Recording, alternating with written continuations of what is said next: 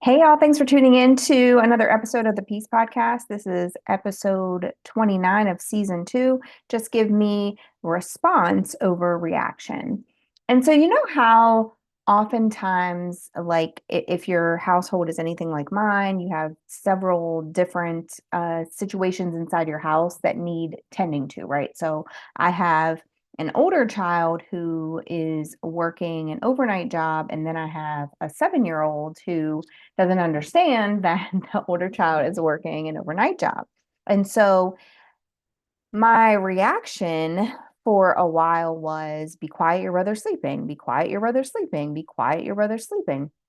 And that reaction was not working because when you just react to behaviors, you are in a state of the victim of the behavior. And so instead, I had to find a way to respond to the behavior. He continues to make noise, jump around, run around like a 7-year-old would during the times where his brother is sleeping. So I need to make some spaces in the house that are play areas when his brother's sleeping. And then also have a conversation with the oldest that says, I can't keep him silent the entire time that you're sleeping. Like, that's just not conducive to the household that we live in. And so there was a plan to respond instead of an impulse to react. And don't we do that in life too? There are things that happen in our lives where we continuously react to things that have happened to us, whether it's the current relationship we're in, whether it's, things that have happened to us eons ago in our past, but our mental state and our current behavior manifest as a reaction to those things. You also may have found, especially if you listen to my last video about how is it difficult to be in a healthy relationship after the toxic one, or why is it? You may have found that a lot of the people that you're in relationship with or that you're observing behaviors of are people who are reactive instead of responsive. And the thing about people is, you can react to a behavior forever. There can be a reaction and a hurt and a wound to that behavior forever. You can choose to never get over it, and you can choose to always have the reactivity that results from it. Or you can choose to respond by healing. So the first one where you're reacting to that behavior forever, their behavior, actions, whatever happened to you controls you. And the second one where you choose to heal from that behavior is you controlling what's going on with you. And so what does that look like? Well, let's say we're back to that example where you were in a toxic relationship, right? And let's look at it from an external, like how can you observe it in other people? And let's say that person had parents who abandoned them or maybe didn't give them as much attention as they felt they needed. Well, that person reacts to that by constantly um, behaving in a way that makes you have to prove that you're not going to leave. So they create a tough situation so that you can prove you'll stay. They create an abusive and toxic situation so that you'll have to work to prove that you're not going to go anywhere and that you love them. So you're continuously trying to earn their trust because they're reacting to the fact that people left them and abandoned them in the past. Now, in the same situation, somebody could heal from the hurt that they experienced. Somebody could go to therapy. Somebody could, have, uh, a close counsel that they speak to, whatever it is, listen to YouTube videos and just really get themselves healed.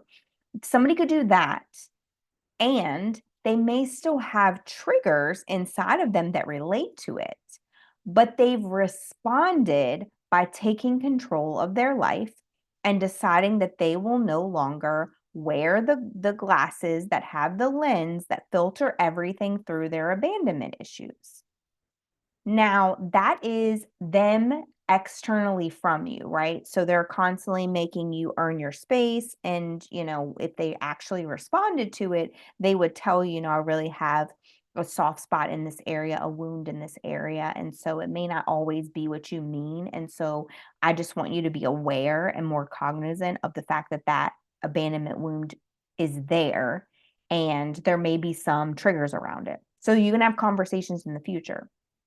Now, what happens when you do it? Well, when you do it, you may, if you're reactive, you may constantly be in a state of, oh my gosh, I can't believe this happened to me again. So let's say you're in that same relationship and you're someone who's chosen toxic relationship after toxic relationship, then you might say, oh my gosh, it's happening to me again.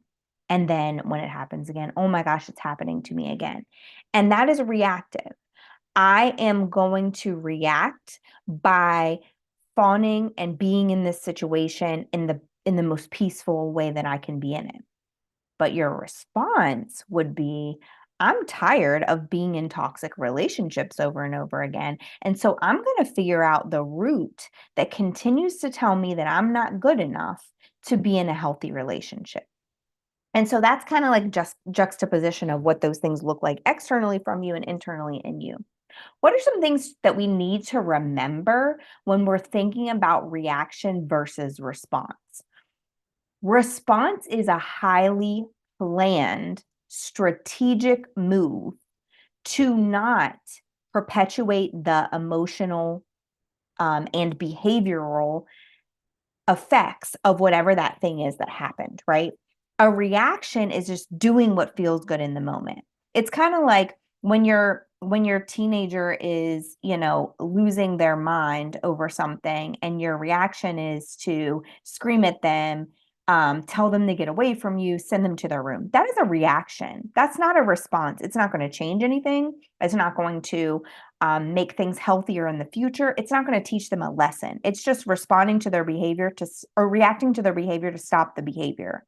A response looks like, I see that they're reacting this way. Would a conversation work? Might there be a way that we can set up a plan to make this not continue to be the case? So it's planning and being strategic versus doing whatever feels good, which is usually yelling or disassociating. Like that's what people do when they're in those high emotions situations.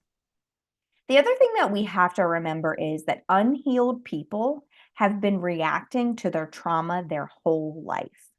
So if you know someone who's later in age and they talk about something that happened to them as when they were a child over and over and over and over again, or you know somebody who's at a phase in life where you can see the patterns of their past and they keep repeating these patterns over and over and over. And I was one of these people, so this is like firsthand account.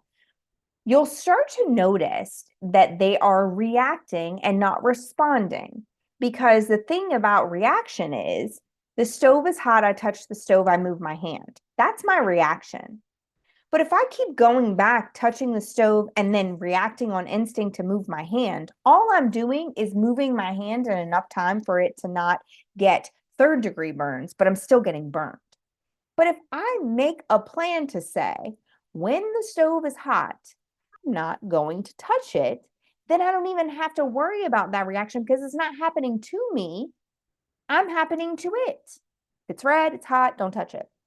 And the same thing can be true of our lives, right? So like if I am, in a later phase in life and I haven't healed from the trauma that happened to me when I was 5, every single time that I feel pain, I'm going to attach it to that trauma from when I was 5. See, this is the same thing happening over again. It's the same thing.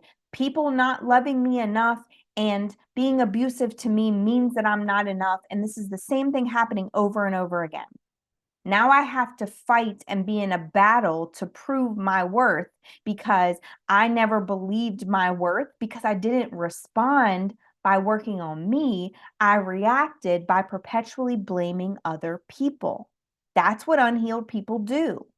If they have a wound that says, I'm not good enough, they subconsciously look for people that they have to prove their worth to And then they go around in the world acting as if they aren't good enough. And this is just another indication that they're not good enough, when in actuality, that is a reaction because they're attracting things that make them prove that they are. Instead of saying, I'm going to work on the parts of me that make me feel like I'm not good enough, so I do feel like I'm good enough, so that who I attract is somebody who sees my worth.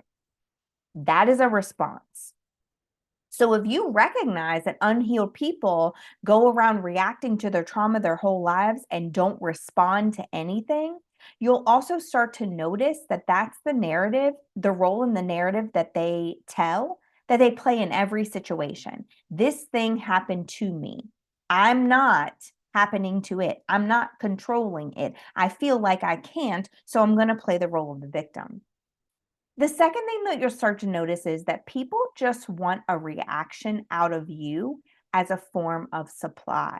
So if you're with or in relationship with or around an unhealed person, they will walk around in the world wanting a reaction from another person. And it doesn't always have to be the reaction that we're told on the internet about narcissistic people, right? They want you to yell. They want reactive abuse. It doesn't even have to be that. They might continuously tell you sad things because they want your sadness to be a response to something that they've told you, which sounds crazy because most people would want you to be happy. But there are people in this world who don't feel fulfilled unless they have been a catalyst for the change of someone else's emotional state. So if they've told you about this sad thing and now you're sad, then somehow they take credit for your emotional state, even if it's you being sad. These same people just want supply. They want to know that they've had control over your emotions. So when you think about the people that you know who are like this, and I've been in relationship with several of them because that was part of my reaction instead of responding to life. What you'll start to notice is if you're happy, they'll make you angry. If you're angry, they'll try to make you happy. Love bombing is where that comes in, right? And hoovering, trying to get you to come back into the situation with them. Why do they do this? It's not because of the end result of the emotion. It's because they want a reaction out of you. And when you start responding and not reacting, responding is strategic, responding is evaluative, you're thinking about what's happening, and you say, it's interesting to me that every single time there's a holiday or something that isn't celebrating this person, they ruin it.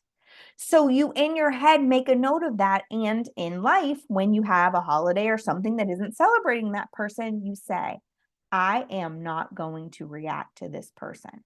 I'm only going to respond by planning and being aware of what they're going to do to try to ruin the day and not allowing it to ruin the day.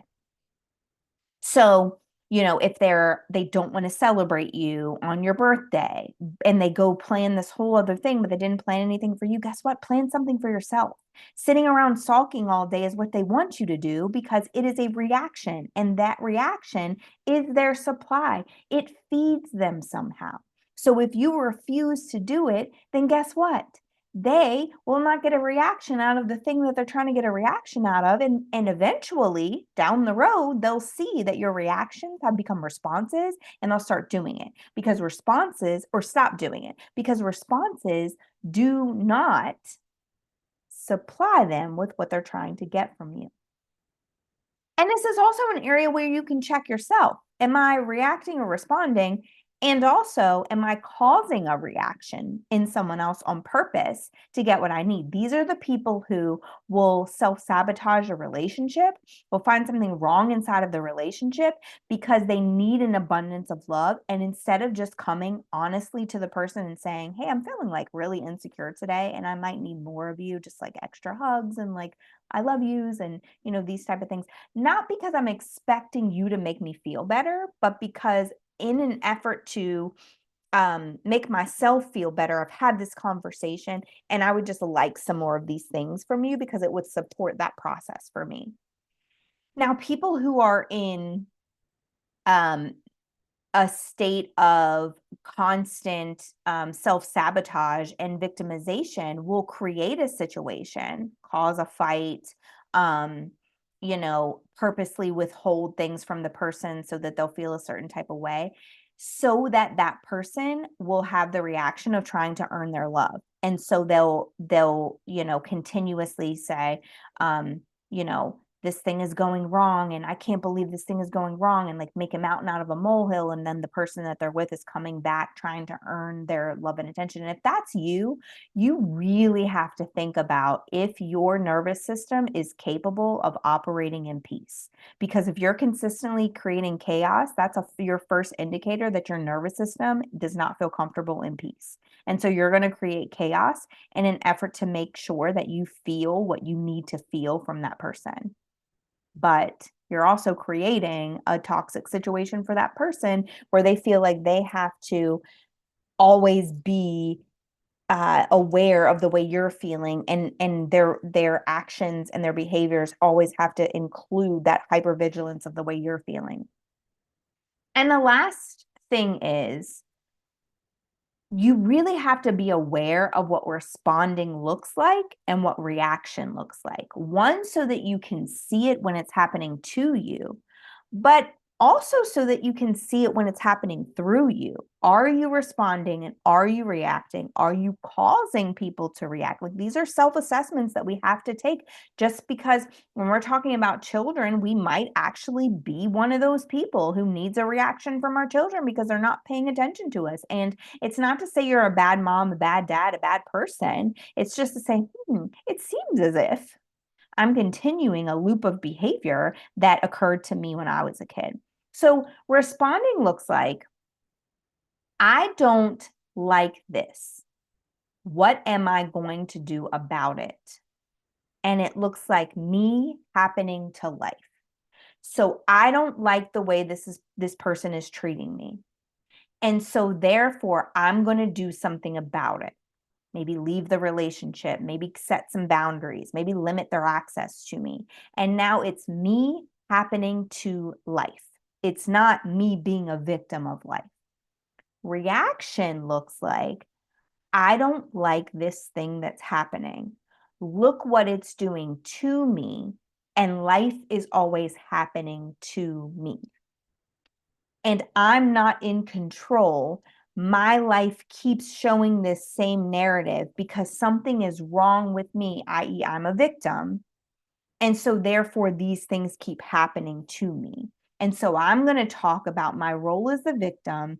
I'm going to talk about how life keeps happening to me. I'm going to talk about how people have always done me wrong, instead of saying, what role in this am I playing? Instead of saying, well, it's the same thing that happened to me when I was 5, or if I didn't have bad luck, I wouldn't have any luck, and like all of these things. Instead of sitting in that space, because that's a reaction. A reaction is to go straight back to the things of old that tell you that these things are true about yourself. A reaction is to yell and scream because you feel like you're not being considered because your husband didn't do the dishes, instead of just saying, you don't do the dishes. I really feel this way now. This isn't a healthy relationship. I know toxic ones look different.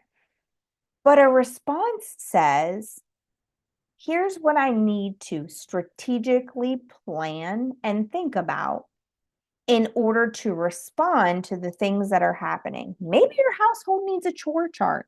Maybe you need extensive therapy to heal the things in you that happened when you were 5, so that you no longer believe the stories that you told yourself when you were 5 and you're now 55 and you want to react like a 5-year-old would when you should be responding like an adult would.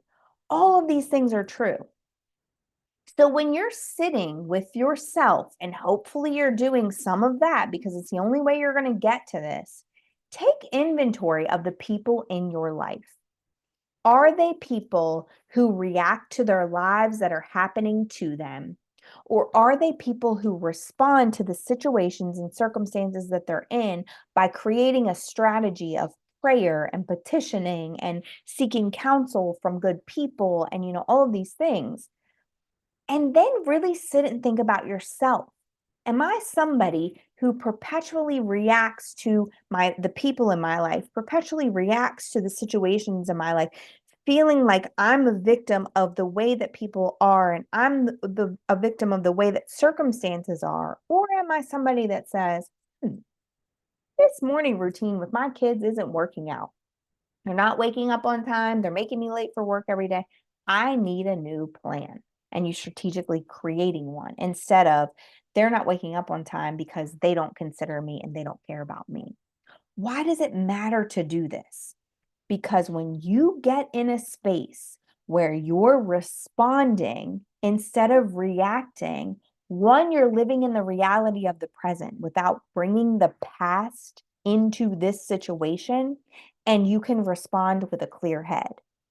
Two, you're eliminating people from your life who are always in a state of victimhood, either their access, so they don't have access to you, or they have limited access to you, or you're creating a healthy habit of setting boundaries with those people.